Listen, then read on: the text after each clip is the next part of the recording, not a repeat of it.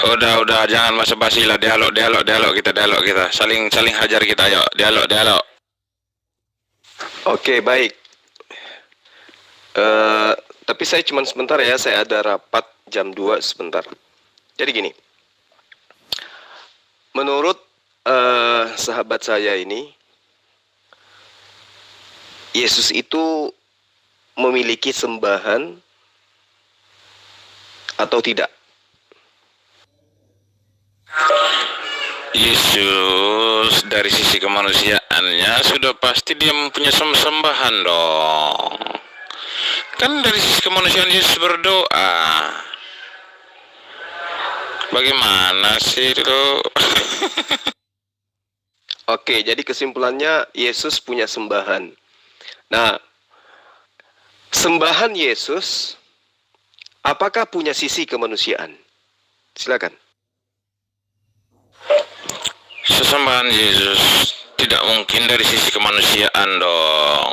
Kan sesembahan Yesus itu kan tidak bisa dilihat oleh siapapun. Kalau Anda mengatakan bahwa sembahannya Yesus tidak punya sisi kemanusiaan, lalu siapakah Yesus ini? Yesus ini adalah seorang manusia dong. Dari sisi kemanusiaannya dia mempunyai gelar dong. Apa saja gelarnya, mau tahu? Oke, saya jelaskan. Gelar-gelar daripada sisi kemanusiaannya itu adalah gelar seorang rabi ataupun Mesias. Ada juga gelar anak Allah. Apakah dari gelar-gelarnya ini bisa menjadikan dia Tuhan? Tidak. Gelar rabi itu diberikan manusia, gelar Mesias diberikan manusia, tetapi hanya satu gelar yang bikin dia menjadikan dia Tuhan, yaitu gelar anak Allah. Jadi kalau dibicarakan Yesus siapa ya, Yesus adalah seorang manusia. Anda mengatakan Yesus punya sisi kemanusiaan, maka dia punya sembahan. Nah, sembahannya ini Anda katakan tidak punya sisi kemanusiaan. Berarti Yesus dan sembahannya berbeda. Apakah demikian? Ya sudah pasti dong, kemanusiaan Yesus dengan sesembahannya sudah pasti berbeda. Tidak mungkin sama. Sesembahan Yesus ialah Allah Bapa. Nama aslinya adalah Yahweh, tetapi Yesus tidak menyebutkan Yahweh karena nama itu adalah nama yang paling sakral. Sehingga Yesus menyebutnya dengan Bapa. Apa arti Bapa? Arti Bapa itu adalah hubungan Bapa dan anak itu adalah sangat dekat. Hubungan satu hakikat. Jadi berbicara Yesus memang dengan Allah mempunyai pribadi yang beda, tetapi dari sisi kemanusiaannya. Tapi dari sisi ilahi yang tersembunyi di dalam kemanusiaan Yesus itu bukanlah berbeda dengan Allah, karena dia adalah firman Allah yang menjadi manusia. Firman Allah yang tersembunyi di dalam kemanusiaan Yesus. Nah, tadi Anda mengatakan bahwa sembahan Yesus itu tidak punya sisi kemanusiaan. Kemudian Anda mengatakan Yesus itu adalah firman menjadi manusia. Kalau firman menjadi manusia dan firman itu adalah Allah itu sendiri, berarti Allah punya sisi kemanusiaan. Anda mengatakan dia satu hakikat. Berarti Allah punya sisi kemanusiaan. Yang mana yang benar? Allah punya sisi kemanusiaan atau tidak? Allah tidak mempunyai sisi kemanusiaan, tetapi Allah berdiam di dalam kemanusiaan atau media manusia, itu benar. Ketika di kitab Keluaran ayat di kitab Keluaran itu sudah jelas ketika Allah menggunakan media-media seperti media api, media malaikat, media awan.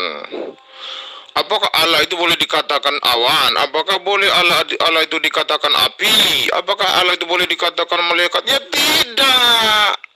Yang disebut Allah itu adalah keilahian yang tersembunyi di dalam media tersebut. Tidak mungkin medianya kami jadikan Tuhan. Tidak mungkin api kami jadikan Tuhan. Tidak mungkin awan kami jadikan Tuhan. Tidak mungkin malaikat kami jadikan Tuhan. Tidak mungkin manusia Yesus yang kami jadikan Tuhan. Tuhan, tetapi kami jadikan Tuhan adalah keilahian yang tersembunyi di dalam media-media tersebut. Salah satu contoh seperti media manusia, media malaikat, media awan, dan media api. Jadi kami menuhankan adalah keilahian yang tersembunyi di dalam medianya, bukan medianya. Terima kasih. Oke, sementara kesimpulannya adalah Yesus itu bukan Allah. Yesus itu adalah manusia biasa yang padanya diberi kemuliaan sebagai utusan atau rasul Allah. Betul?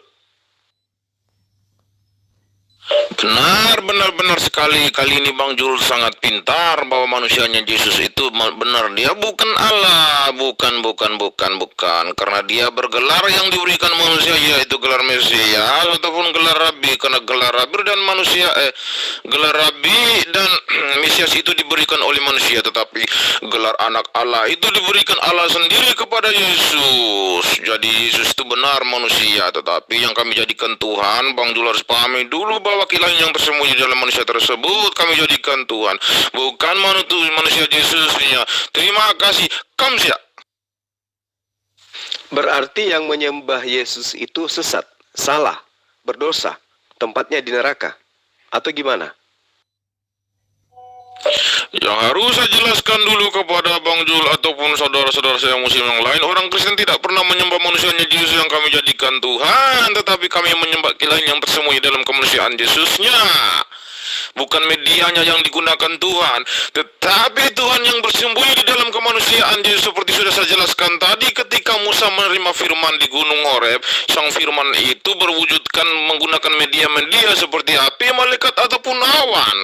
Apa ketika sang firman berkomunikasi dengan Musa, Allah tidak ada di tempat kediamannya, Allah tetap berada di kediamannya, Allah tidak akan pernah pergi kemana-mana, tetapi sang firman itu bisa berkomunikasi dengan nabi-nabinya secara langsung. Dia menggunakan media. Apakah setelah sang firman berkomunikasi dengan nabi-nabinya, kemana sang firman itu? Rupanya sang firman itu kembali kepada hakikatnya dengan Yesaya 55 ayat 11, firmanku yang kuutus kembali kepadaku dengan tidak sia-sia. Dan seperti Yesus ketika dia disalib, sang firman itu kembali kepada Bapa, tidak sia-sia kepada hakikatnya. Terima kasih. Kamsia. Saya tanya, berdosakah orang yang menyembah Yesus yang adalah manusia tersebut? Jawab. Jikalau orang Kristen menyembah manusianya Yesus dijadikan Tuhan, maka saya katakan berdosa dan dilaknat Tuhan, masuk neraka. Tetapi orang Kristen tidak menyembah manusianya Yesus, tetapi orang Kristen menyembah keilahian yang tersembunyi di dalam kemanusiaan Yesusnya. Seperti yang saya katakan tadi, Allah menggunakan media manusia untuk berkomunikasi dengan ciptaannya. Untuk apa digunakan media manusia? Supaya komunikasinya secara intens dan langsung. Oke, kalau begitu coba tunjukkan di mana Yesus yang adalah manusia itu sekarang. Sebagai manusia, Yesus di mana sekarang? Sebagai manusia, Yesus sudah terangkat ke surga. Sesuai dengan perkataan atau sesuai dengan terangkatnya dia ke surga, itulah Yesus. Yesus tidak lagi di bumi, tetapi sudah di surga sesuai dengan perkataannya. Nah, Yesus yang adalah manusia, yang tadi bukanlah Allah, berada di surga. Di surga Yesus yang adalah manusia sebagai apa? Jawab. Dari sisi kemanusiaan, yaitu dia nabi seperti Musa ataupun nabi-nabi yang lain, jelas dia tidak satu hakikat dengan Tuhan. Jadi Yesus berbicara dua sisi. Berbicara ilahi yang tersembunyi di dalam kemanusiaan Yesus itu kembali kepada hakikatnya. Seperti Yesaya 55 ayat 11 itu, firmanku kembali kepadaku dengan tidak sia-sia. Dipertanyakan sekarang manusia Yesus sudah berada di surga. Apa posisinya? Itu saya tidak tahu. Mungkin posisinya sama seperti Musa, mungkin sama seperti Salomo, Daud, atau nabi-nabi yang lain. Tetapi sang ilahi sudah kembali kepada hakikatnya.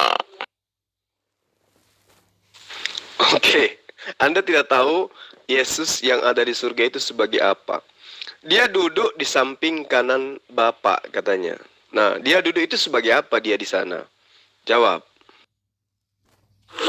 Yesus duduk di sebelah kanan Allah Bapa itu bukan diartikan secara fisik, tetapi ayat itu adalah ayat kiasan, perumpamaan, bukan secara fisik. Kalau itu secara fisik artinya orang menulis kitab itu melihat Allah sebelah kiri. Tidak mungkin. Ayat itu bukan hanya mengatakan bahwa Yesus duduk di sebelah kanan, tetapi Yesus juga duduk di pangkuan Bapa. Yang dimaksud di pangkuan Bapa itu adalah satu hakikat dengan Bapa. Yang dimaksud duduk di sebelah kanan adalah kemahakuasaannya, bukan secara fisik. Terima kasih. Kamsia. Oke, kalau bukan secara fisik, lalu fisiknya Yesus yang adalah manusia itu di mana? Yesus terangkat ke surga bukan secara fisik kemanusiaan. Tidak mungkin hanya roh saja kembali ke surga. Sesuai dengan kitab Kejadian, manusia berasal dari tanah dan akan kembali ke tanah. Ketika Yesus terangkat ke surga, mungkin saja fisiknya menjadi debu diterpa angin yang kencang di atas. Jadi Yesus berasal dari tanah, dia akan kembali ke tanah dari sisi kedagingannya. Tetapi roh kenabiannya dia akan kembali ke surga bersama-sama dengan para kudus. Persekutuan dengan Allah, pengampunan dosa, kebangkitan badan, kehidupan kekal, amin. Aku bacakan dulu sadat para rasul atau pengakuan iman orang Kristen. Aku percaya akan Allah Bapa yang Maha Kuasa, pencipta langit dan bumi, dan akan Yesus Kristus putranya yang tunggal Tuhan kita, yang dikandung dari Roh Kudus, dilahirkan oleh perawan Maria, yang menderita sengsara dalam pemerintahan Pontius Pilatus, disalibkan, wafat dan dimakamkan, yang turun ke tempat penantian pada hari ketiga, ia bangkit daripada orang hidup dan mati, yang naik ke surga, duduk di sebelah kanan Allah Bapa yang Maha Kuasa. Dari situ dia akan mengadili orang hidup dan mati. Aku percaya akan Roh Kudus, gereja Katolik yang kudus, persekutuan para kudus, pengampunan dosa, kebangkitan badan, kehidupan kekal, amin. Jadi Bang Zulkifli, hati-hatilah kamu nanti, karena Yesus akan mengadili orang hidup dan mati. Hati-hati Bang Zul, kamu masuk neraka Bang Zul. Aduh, di dalam kitabmu diceritakan oleh asisten Paulus, Lukas itu terangkat ke sorga. Di Lukas 24 ayat 50 sampai ayat 53. Dia terangkat dengan jasadnya. Lantas kemudian Anda mengatakan jasadnya hilang diterpa. Jasadnya hilang diterpa oleh angin. Berarti Yesus mengalami kematian lagi ketika jasadnya itu diterpa angin. Bukan begitu? Atau Yesus itu ketika dia terangkat ke langit, ya, jasadnya tinggal di dunia tapi tidak dilihat oleh manusia. Atau gimana ceritanya nih? Yesus terangkat setelah makan ikan goreng dalam Lukas 24 itu ya, makan ikan goreng, kemudian minum madu sedikit, terangkat ke surga dia. Dengan jasadnya, kemudian Anda mengatakan jasadnya entah kemana, mungkin hilang diterpa angin. Ini dasar pijakan Anda mengatakan ini asumsi, imani saja, atau ada dalilnya? Jawab. Memang benar ketika manusia itu terangkat ke surga oleh jasadnya, tetapi sesuai dengan Alkitab menjelaskan bahwa manusia akan dibangkitkan pada akhir zaman itu baru dengan jasadnya, tetapi untuk saat ini roh kembali kepada Sang Pencipta. Jadi Bang Jul salah memahami Alkitab. Yang dimaksud jasad itu bukan jasad seutuhnya sampai ke surga, tidak, tetapi hanya rohnya saja. Tetapi jasadnya bisa saja hancur di atas karena angin yang sangat kencang. Sesuai dengan kitab Kejadian saya katakan tadi bahwa manusia berasal dari tanah, dia akan kembali kepada tanah sesuai dengan kitab Pengkhotbah dan roh. Ingat ya, ingat. Ingat. Yang dikatakan kebangkitan itu adalah bangkitnya roh saja, sama seperti malaikat. Itu diajarkan oleh Paulus dan juga diajarkan oleh Yesus.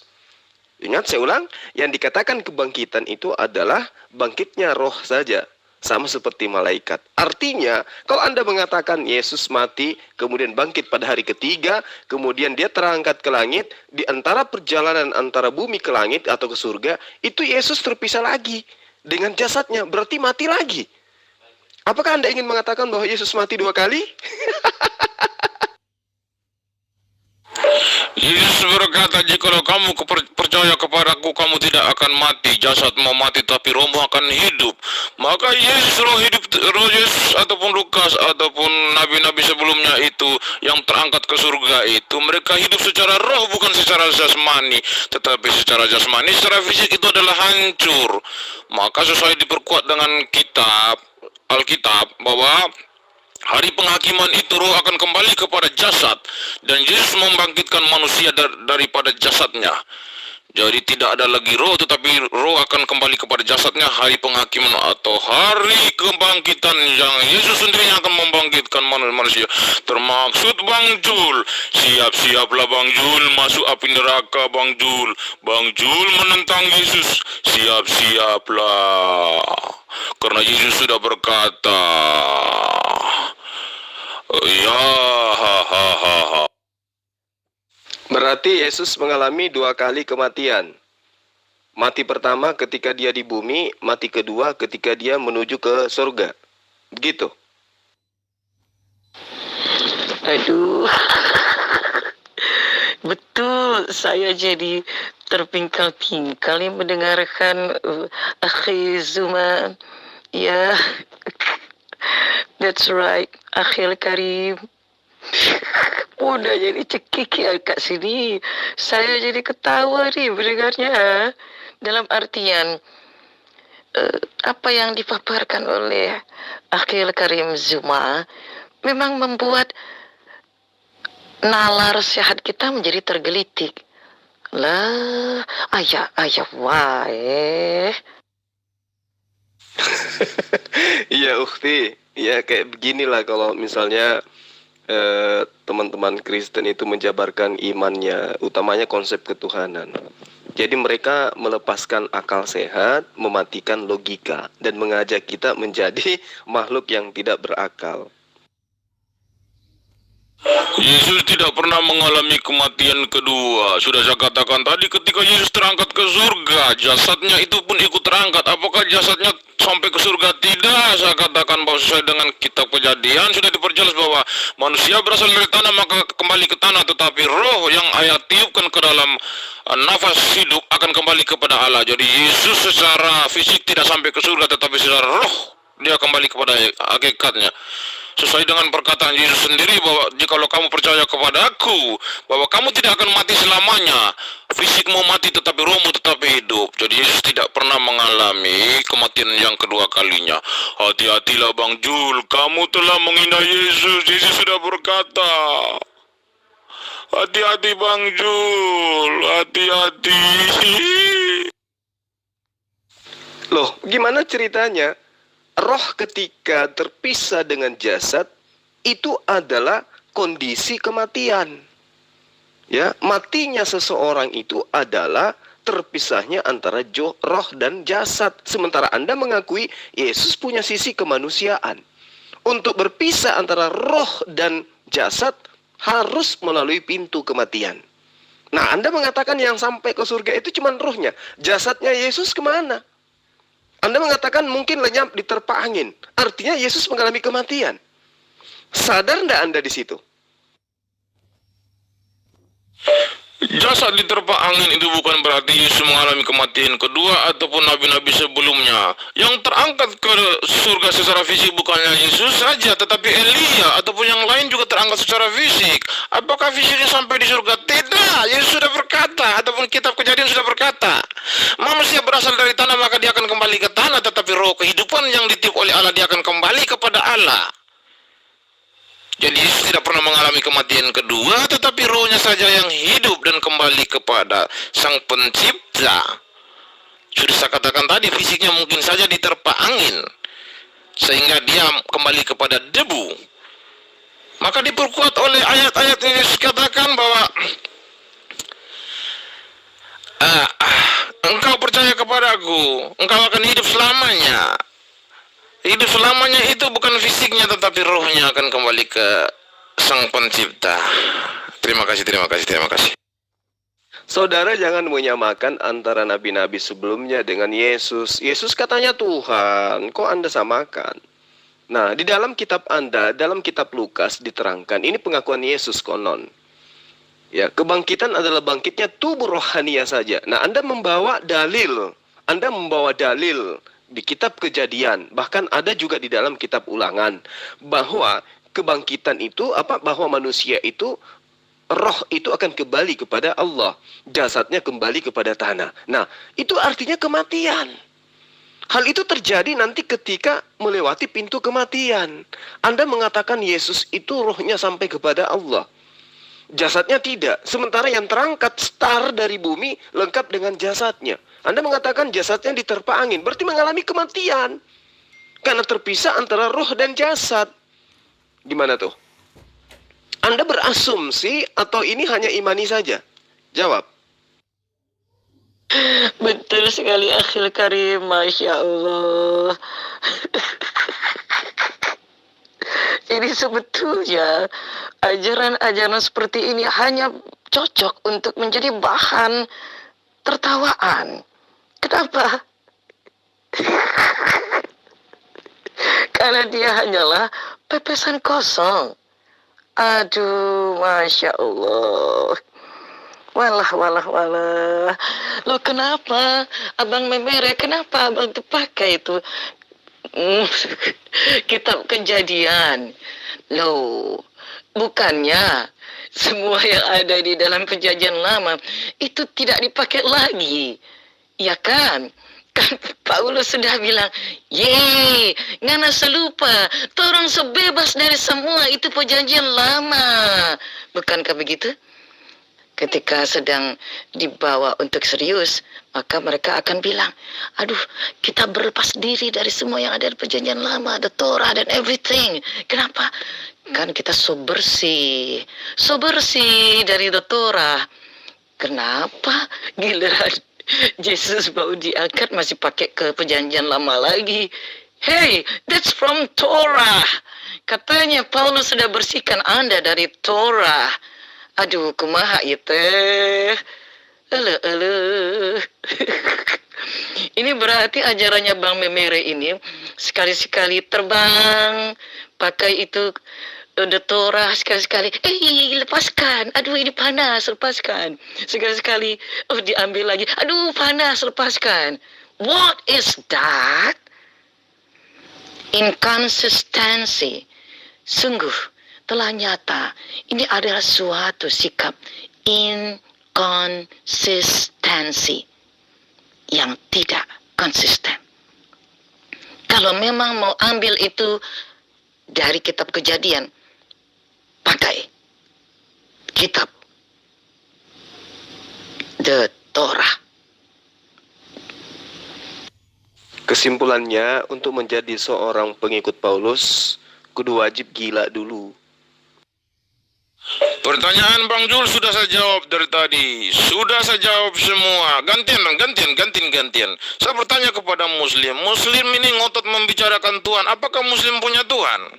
Ataukah Tuhan Muslim itu hanyalah sebagai hayalan? Bicara dong, bicara. Gantian. Tuhannya Muslim adalah Tuhannya Yesus. Apakah Tuhannya Yesus itu adalah hayalan? Tuhannya Yesus ataupun Tuhannya orang Kristen ataupun Tuhannya orang Yahudi tidak ada kaitan dengan Allah Subhanahu wa taala yang dituhankan orang Muslim. Kenapa saya katakan tidak ada kaitannya? Karena ketika di zaman Musa Tuhannya orang Yahudi ataupun Kristen itu memperkenalkan namanya kepada Musa bahwa akulah Yahweh, Allah Abraham, Allah Ishak, Allah Yakub, Allah nenek moyangmu. Tetapi ketika tahun 600 Masehi Allah Subhanahu wa taala memperkenalkan namanya kepada Nabi Muhammad, dia mengatakan bahwa dialah adalah Allah Subhanahu wa taala. Maka saya katakan Tuhannya berbeda. Kalau Bang Jul memaksakan bahwa Tuhannya sama, saya katakan berarti Allah itu tidak konsisten. Titik. Oke, baik. Saya terima alasan Anda yang tidak mengetahui apa-apa tentang itu. Sekarang saya balik bertanya kepada Anda. Apakah Tuhannya Kristen yang adalah Yesus itu sama dengan Tuhannya Bani Israel yang adalah YHWH? Jawab.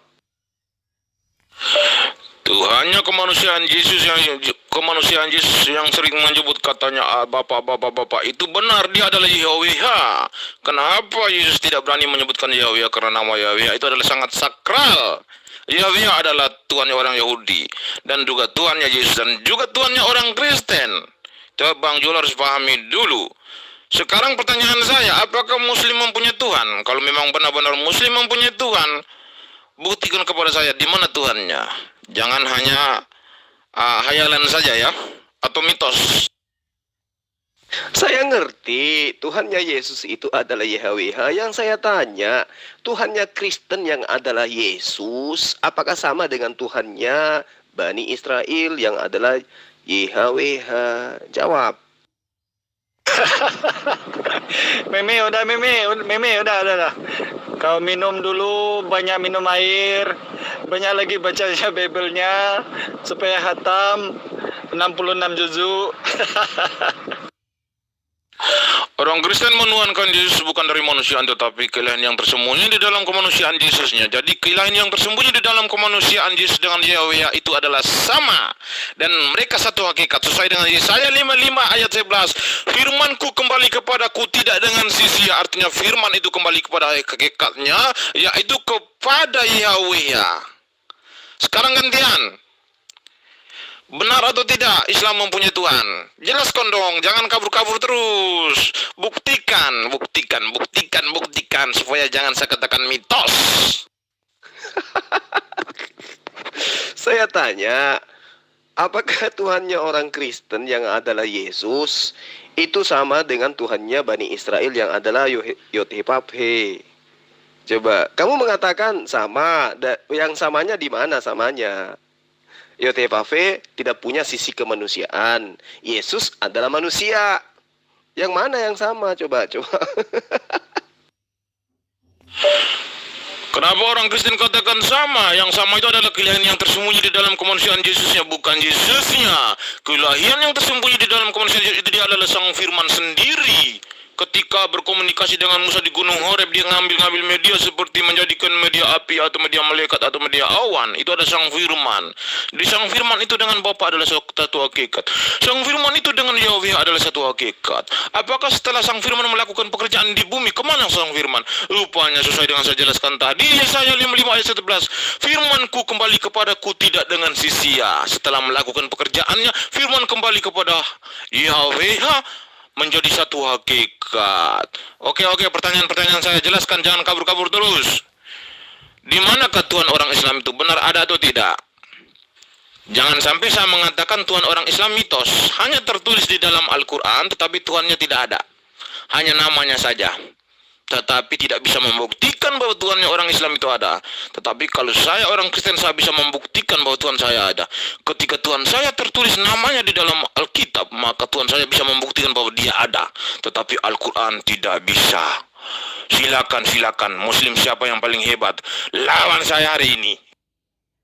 Bagaimana mungkin Yesus dan YHWH itu satu hakikat? Yesus hakikatnya adalah manusia. Ya. Ketika Anda mengatakan sembahan Yesus yang adalah YHWH tidak memiliki sisi kemanusiaan, berarti roh yang ada dalam diri Yesus itu bukanlah YHWH. Karena yang dimaksud manusia adalah makhluk yang terdiri dari roh dan jasad. Nah, ketika rohnya Yesus terpisah dengan jasadnya, maka bukan lagi disebut manusia, tetapi dia adalah roh, makhluk gaib. Ketika Yesus punya jasad, tidak memiliki roh, maka itu disebut mayat atau jasad atau almarhum. Ya. Nah, sekarang ketika dia menjadi manusia, disebut manusia, berarti itu lengkap antara roh dan jasadnya. Coba Anda terangkan kepada saya. Ketika Yesus yang adalah manusia, roh yang ada di dalam dirinya itu roh manusia atau roh Tuhan? Atau roh Yod-Heh-Vav-Heh? Jawab. Bang Jul mengatakan bahwa Yesus tidak memiliki roh maka dia akan mati. Itu buktinya di kitab Kejadian di Gunung Horeb ketika Allah mengambil media malaikat. Apakah ketika Allah tidak ada di dalam media malaikat, apakah malaikatnya akan mati? Tidak. Bang Ju, jangan salah memahami Alkitab, sangat keliru. Sangat keliru. Sudah saya katakan untuk membuktikan bahwa keilahian yang tersembunyi di dalam manusia, kemanusiaan Yesus itu, satu orang pun tidak akan bisa melihat. Satu orang pun tidak akan pernah melihat bahwa keilahian tersembunyi di dalam manusia Yesus itu. Loh, kok kalian bisa tahu bahwa keilahian tersembunyi dalam kemanusiaan Yesus? Dengan Yesus sendiri yang berkata. Yesus berkata, aku tidak bisa berbuat apa-apa pada diriku sendiri, tetapi Bapa yang diam di dalam aku, dia yang melakukan pekerjaannya. Jadi Bapa yang diam di dalam Yesus, dia melakukan pekerjaannya. Yang diam dalam Yesus itu siapa? Dia adalah Sang Firman atau Tuhan itu sendiri. Maka Firman itu kembali kepada hakikatnya. Jadi Firman dan Allah adalah satu hakikat sesuai dengan Yesaya 55 ayat 11. Selesai. Gantian. Jelaskan. Jangan lari-lari, jangan menghindar. Buktikan kepada kami orang Kristen Tuhan Islam itu ada. Buktikan. Jangan sampai namanya saja yang tertulis di dalam Al-Quran, tetapi Allah Subhanahu Wa Taala itu tidak ada, tetapi hanya mitos. Kalau tidak mau dikatakan bahwa Allah Subhanahu Wa Taala itu adalah mitos, buktikan kepada kami. Ketika wujudnya kalian tidak bisa menunjukkan ekstensinya, tetapi kami orang Kristen bisa menunjukkan bahwa Tuhan kami ada. Ketika Tuhan kami namanya tertulis dalam Alkitab, maka kami bisa membuktikan dia ada. Dan kami berani menjamin bahwa dia ada. Itulah konsep ketuhanan yang benar. Di dunia ini hanya agama Kristen yang mempunyai konsep ketuhanan yang benar. Selain itu tidak ada. Semuanya hanya mitos. Saya tanya samamu, apakah roh yang ada di dalam diri Yesus itulah yang kamu maksud Tuhan, YHWH? Apakah rohnya Yesus yang Anda maksud sebagai YHWH, Tuhannya Bani Israel? Sedangkan semua manusia itu adalah rohnya Tuhan. Roh yang ada pada diri manusia itu semuanya adalah rohnya Tuhan. Maksudnya roh ciptaan Tuhan. Kalau Anda mengatakan bahwa rohnya Yesus adalah YHWH, kenapa dia ketakutan pada saat datang malaikat? Kenapa dia kelaparan? Kenapa dia was-was? Dan jasad tanpa roh tidak akan mungkin merasakan itu semua. Berarti yang ketakutan pada malaikat adalah rohnya Yesus yang berbias kepada jasadnya, keringatan. Cobalah gunakan otakmu itu. Nah, kalau kau katakan bahwa umat Islam tidak memiliki Tuhan, lah, faktanya kami menyembah yang menciptakan alam semesta ini. Ya, yang menciptakan alam semesta ini siapa? Dialah Sang Khalik yang mengutus para nabi. Ya, kami tidak harus memaksakan Anda percaya bahwa Tuhan yang kami sembah itu harus berwujud seperti apa yang Anda inginkan. Yang pasti Tuhan kamilah yang mengutus para nabi. Tuhan kamilah yang telah menciptakan alam semesta ini. Meski tidak bisa dilihat, tetapi Tuhan itu sendiri yang mengklaim dirinya. Dialah yang menciptakan alam semesta. Dialah yang mengutus Musa. Dialah yang mengutus Yesus. Itulah Tuhan kami yang disembah oleh Yesus. Anda tidak bisa melihat wajahnya, suaranya pun tidak bisa didengarkan. Karena memang Khalik itu seperti itu sifatnya. Makhluk tidak akan mungkin mampu untuk melihat Sang Pencipta. Itu yang perlu Anda pahami.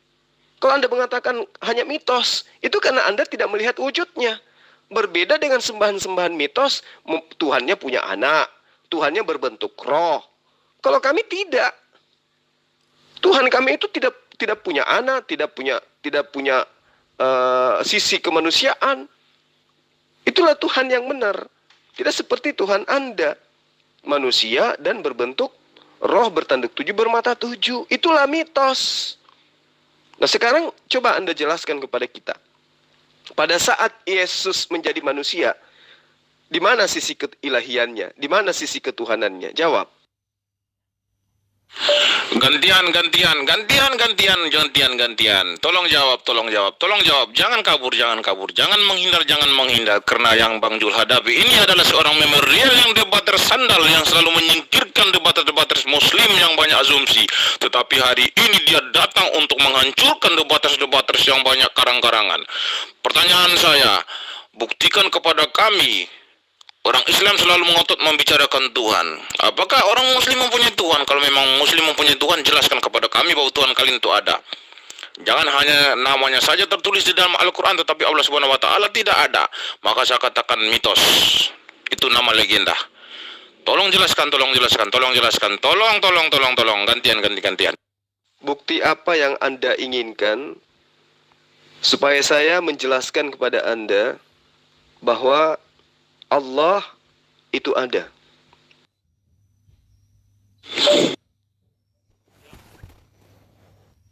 Bukti apa yang Anda inginkan supaya saya menjelaskan kepada Anda bahwa Allah itu ada.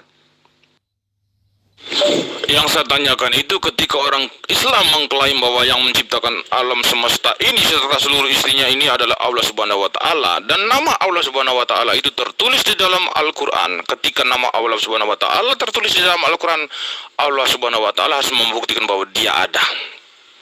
Kalau memang secara wujud aslinya dia tidak mau menunjukkan kepada ciptaan, tetapi ekstensinya harus dia tunjukkan kepada ciptaannya supaya orang membuktikan bahwa dia ada. Kalau Allah Subhanahu wa taala tidak bisa menunjukkan hakikatnya atau tidak bisa menunjukkan eksistensinya, maka saya katakan Allah Subhanahu wa taala hanyalah mitos saja. Namanya saja tertulis dalam Al-Qur'an, tetapi Allah Subhanahu wa taala tidak ada. Tidak seperti orang Kristen. Orang Kristen akan menjelaskan secara detail bahwa kami punya Tuhan yang jelas. Ketika nama Tuhan kami tertulis dalam Alkitab, dia bisa membuktikan bahwa dia ada. Dan klaim-klaim Alkitab kami mengklaim bahwa yang menciptakan alam semesta adalah Tuhan kami, itu akan menjadi benar. Tetapi ketika nama Tuhan kami tertulis di dalam Alkitab, tetapi dia tidak bisa membuktikan bahwa dia ada, maka Alkitab kami akan gugur. Ya, Tuhannya Kristen itu kamu katakan ada karena dia dilahirkan manusia, ditampar kiri kanan, diseret, diludahin, dibunuh. Itu makanya kamu katakan ada. Nah sekarang kamu ingin saya menjelaskan seperti apa supaya kamu memahami bahwa Allah itu ada. Coba, kamu ingin saya menunjukkan wujudnya atau apanya nih? Sudah saya katakan tadi, ketika Allah Subhanahu wa taala itu namanya tertulis di dalam Al-Qur'an, dia harus bisa membuktikan bahwa dia ada. Dengan cara apa dia bisa membuktikan bahwa dia ada? Menunjukkan wujudnya.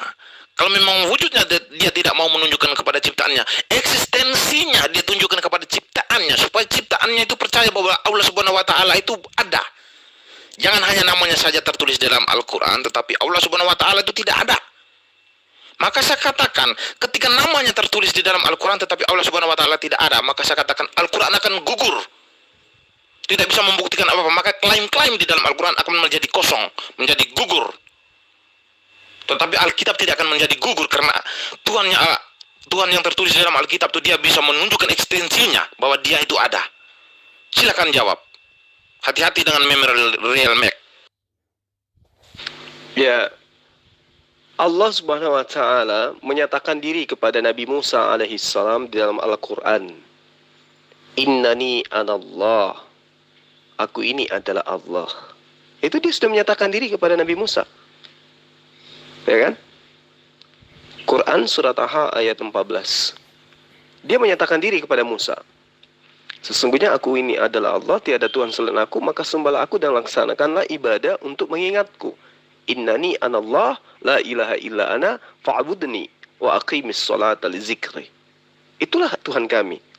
Nah, sekarang kamu mengatakan Tuhan kamu itu ada, eksis, karena dia dilahirkan oleh manusia. Nah, yang dilahirkan oleh manusia ini kamu katakan tadi mati 2 kali. Makanya muncul pertanyaan. Ketika Yesus itu menjadi manusia, mana sisi keilahiannya? Kamu katakan rohnya. Kamu katakan rohnya Yesus itu sisi keilahiannya. Atau kamu ingin mengatakan bahwa YHWH itulah rohnya Yesus. Benar nggak seperti itu? Begitu Pak Lopot, saya ini setengah manusia, setengah lagi Tuhan. Tuhan sedang mencari jiwa-jiwa yang mau menerima Roh Kudus.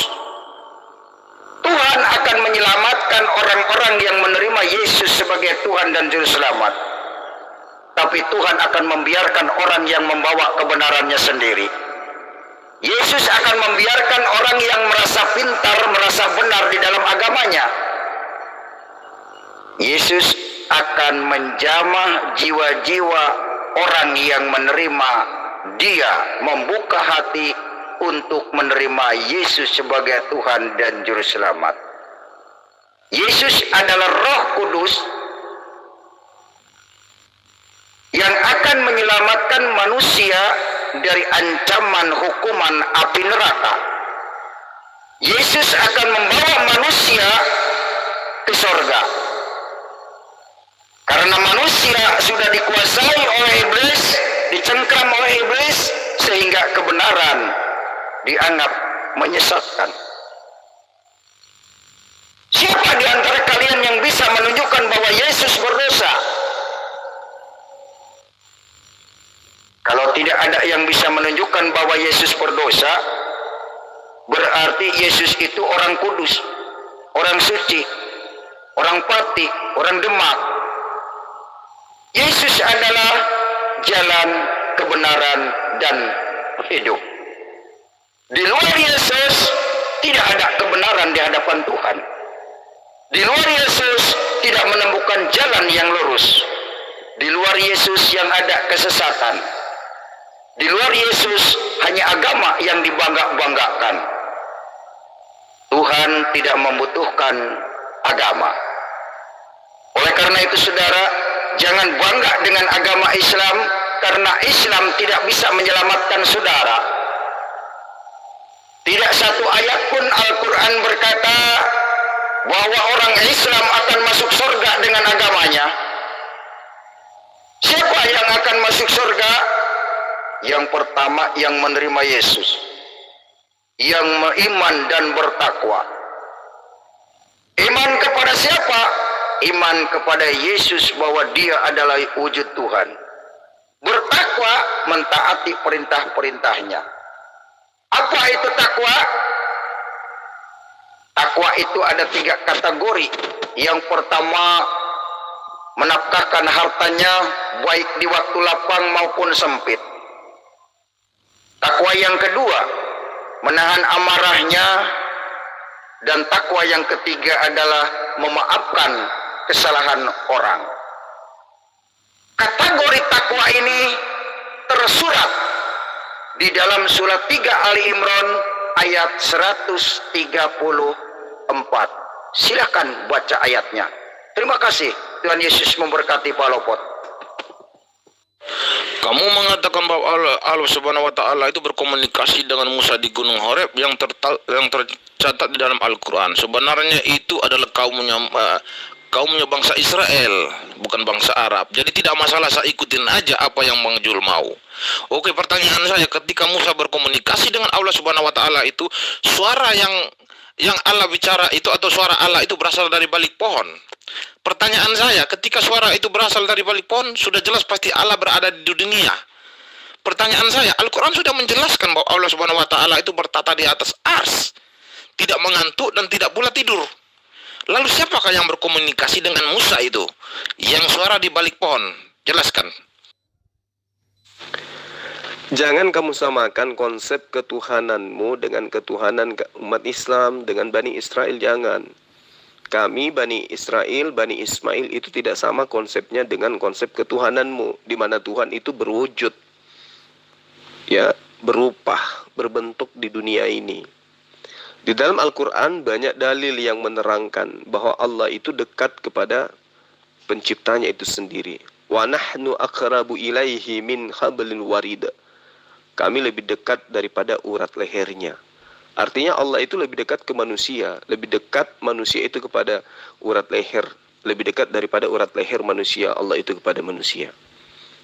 Tapi bukan berarti wujud Allah itu, ya, ada di atas bumi, melengket kepada manusia, bukan. Sama ketika di dalam surat Taha ada suruhan kepada Musa, ya Musa itu adalah suara Allah.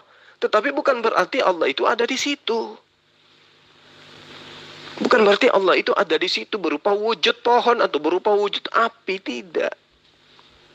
Ya, mendengarkan suara dari pohon bukan berarti pohon itu adalah suara, bukan berarti suara itu adalah pohon. Ya. Saya dari pasar bukan berarti saya ini adalah pasar. Kamu harus pahami itu. Jadi yang dimaksud dengan pernyataan Allah pada Nabi Musa, Innani anallah la ilaha illa ana fa'budni wa aqimis salata lizikri, bukan berarti Allah dalam wujud aslinya datang dalam wujudnya datang ke muka bumi berbicara kepada Musa, bukan.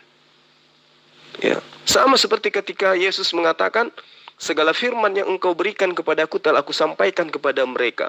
Apakah Allah itu pernah datang ke muka bumi memberikan firman kepada Yesus? Tidak. Tetapi atas kehendak Allah, kemahakuasaan Allah, sang Nabi bisa mendengarkan ketika Allah menghendaki agar Nabi ini mendengarkan suara Allah. Itu harus kamu pahami dengan baik.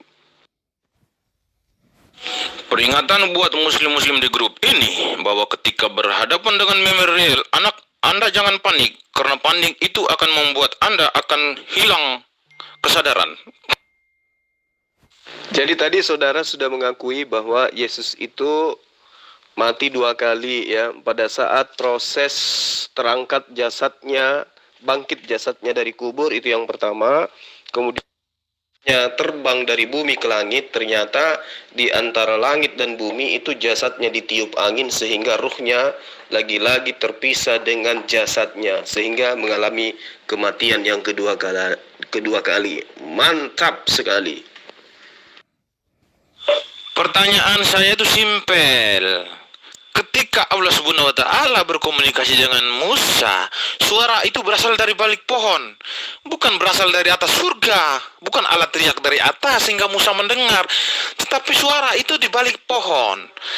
Artinya suara itu berasal dari bumi. Sedangkan ayat Al-Qur'an sudah menjelaskan bahwa Allah Subhanahu wa taala itu bertata di ars, tidak mengantuk dan tidak tidur, tidak kemana-mana, dia mengatur dunia. Pertanyaan saya, suara siapa yang berkomunikasi dengan Musa? Tolong jelaskan, jangan berputar-putar. Siapakah yang berkomunikasi dengan Musa itu? Siapa? Apakah benar-benar Tuhan Anda itu adalah sah atau mutlak tunggal? Di sini sudah jelas bahwa Tuhan Anda ini bahwa sah tetapi jamak. Ini saya bisa membuktikan bahwa Tuhan Anda itu bukan mutlak tunggal, sah tetapi jamak. Silakan jelaskan siapa yang berkomunikasi dengan Musa. Jelaskan, ini debaters Anda nih, jangan main-main. Saya katakan kepada Anda bahwa dalilnya jelas. Ketika ada seruan ya Musa, ya berasal dari balik pohon, bukan berarti suara itu adalah pohon. Lain cerita kalau dikatakan suara di pohon atau suara di dalam pohon. Ya, tetapi dia mendengarkan suara dari balik pohon. Nah, sama ketika saya mengatakan saya dari pasar, bukan berarti saya adalah pasar.